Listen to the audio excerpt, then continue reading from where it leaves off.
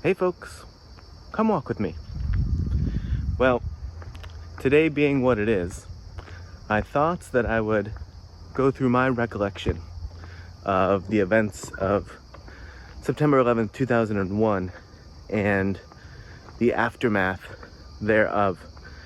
You know, it's weird if you're younger watching this and you think about any of the major national or especially global things that have happened that have felt really enormous at the time.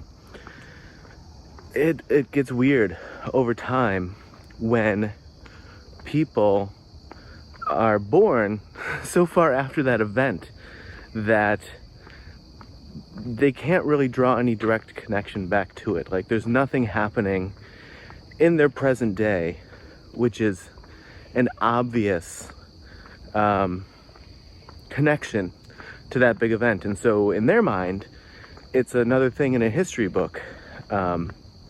Maybe like when I was growing up, seeing things about like Bay of Pigs or like Cuban Missile Crisis, it felt like, I don't know if it felt as much like ancient history as like the revolution or something like that, but I mean, it sort of feels like, okay, this is long since past stuff. So it feels to me like that's happened for a while now with 9/11, and yeah, it's just looking back on it or having gone through it at such a formative age, it's odd. So that's just to say, if you're younger watching this, make note of those things, because it'll be weird at some point. So at that time, I was just starting my sophomore year in college, and I went to college in Niagara Falls, of all places, on the border of the US and Canada. And it was pretty rural. There wasn't a lot going on. But there's a little town there, and there was, of course, like tourist stuff going on. And the morning of 9/11, so this is just to say, I'm in New York State at the time, but like 7 hours probably driving from New York City. So I got a call that morning in my dorm room from my girlfriend at the time, and it wakes me up. I don't know what time it was, but somewhere around or a bit before 9:30 in the morning, and she says, they're bombing New York City. Just, they're bombing New York City. To which I'm like, what are you talking about? This woke me up, and they and the extreme nature of the communication that I'm receiving, and so she's like, turn on the TV. So I turn on the TV and I see, and I'm like, holy smokes. And that whole day we were just glued to the TV for hours upon hours and just tremendously confused. What in the world is going on? And I remember there was a girl who was a friend of ours who was in the same dorm, and her mother worked at the Pentagon, and so there were several hours there. This is 2001, so this is like really, compared to today, like very Stone Age cell phone capabilities. And so we waited several hours, and finally she heard from her mother that she was okay. But that was, the first thing that was just sort of like, this is very real.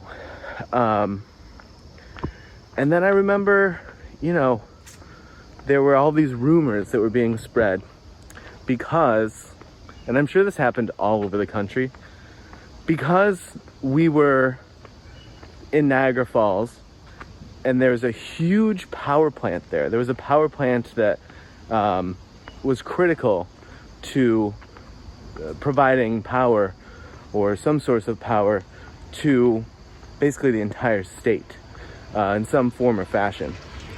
And so there were rumors that started to go around that that was like a target. Like, not that it had been a target, but that it was still currently a target.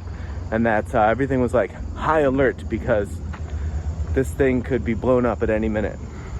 At this point, I suspect that was just the rumor mill. And that's why I say I wouldn't be shocked if some version of this story or this purported threat happened in many areas across the country, just because people were freaking out and people love to create rumors. and so we were then living with that, right? The power plant was very close to campus, and we were just sort of like, are we gonna get attacked? Later that day, when sort of all the hubbub died down with our friend whose mom worked at the Pentagon, and just the general sort of chaos of the morning, we decided, this isn't going to do us any good to stand here and watch the news, wait for more bad things to happen, wait for tragic numbers to keep climbing. Let's get our friends together and go play volleyball at the gym. The gym remained open that day, I think, as sort of like a refuge to allow the students something to do, to try to, just like I said, do something other than tremble in fear and stare at the television. And so we gathered our friends together and went and played volleyball for a few hours, and it was crazy. And then in the following days, it just took several days, or in some cases felt like weeks, to sort of get back into just the general swing of things. You're in the beginnings of a college semester, and those classes and that information and those tests and everything, they have to continue on with the schedule that was already laid out, right? You can't just say we're not having a fall semester this year. But it was weird having to then just do very normal things that required a lot of attention and time, on the backs of this thing that just nobody had ever seen coming. And the country was just in shock. Then the following years were sort of, before I get there, the immediate aftermath of that, the coming together of everyone and the unity that was felt across the country, and not just across the country, but all of the countries across the world who had like very particular shows of support. Like they would have people in other countries doing vigils and going out into the streets and doing things. And I mean, I don't know the last time, or if ever, that has really happened in this country for another country that's experienced a tragedy. But it very quickly felt like this very unifying moment. And then it started to crumble. George W. Bush at the time, and Dick Cheney, just became sort of like the face of villainism for a certain group of people, me being one of them, where them and Condoleezza Rice, and especially Colin Powell, at the time, just started beating the drums for war, take out Saddam Hussein, and then just doing everything possible to try to connect Iraq and Saddam Hussein and the Taliban in Afghanistan to the events of 9/11.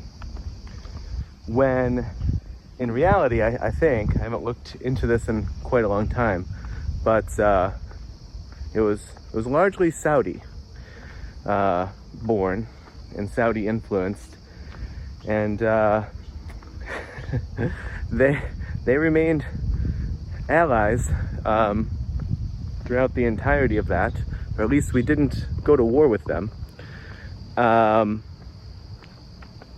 And so, yeah, things got very divisive very quickly as they started to try to make all these connections and lead the country into war as retribution for what had happened, and the voices of, wait a minute, it's like, the things you're saying don't seem to be supported by the facts, and this seems to be connected to something else, like something you already wanted to do, or that there's some other purpose here that's not being, that you're not being transparent about.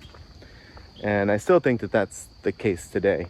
There's a lot of shenanigans, but that then quickly got the country divided over the next few years, and then that led in through his subsequent term into Obama being elected in 2008. But yeah, it was a wild time, and like I said, just if you're younger, keep a note on things that seem insanely important and just anomalous, and how those things will then be just sort of a note or a chapter or something in a history book in not too many years. But yeah, hopefully this wasn't a wildly depressing video, but I didn't know what else to talk about on today other than this. This just seemed like an obvious thing, and so there we have it. A little bit of a longer walk today, a little over 12 minutes, so maybe inching toward that 0.67, like 2/3 or 3/4 of a mile marker if you walked with me. If not, and you just hung out and listened, thanks a bunch, and I'll see you in the next video.